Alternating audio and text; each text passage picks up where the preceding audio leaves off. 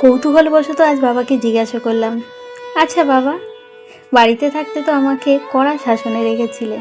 কোথাও গেলে 10টার মধ্যে বাড়িতে আসতে হতো। 19 থেকে 20 হলে খুব ধমক দিয়েছ। আর এখন তো বড় হয়েছি, বাইরেও এসেছি, চাইলেও এখন আমাকে দেখতে পাবে না।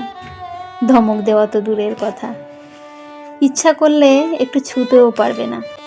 তাহলে এখন আমাকে ঠিক কতটা মিস করো?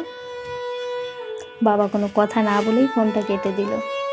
কিছুক্ষণ পর মা ফোন করে বলল, কি রে, তোর বাবাকে কি বলেছিস?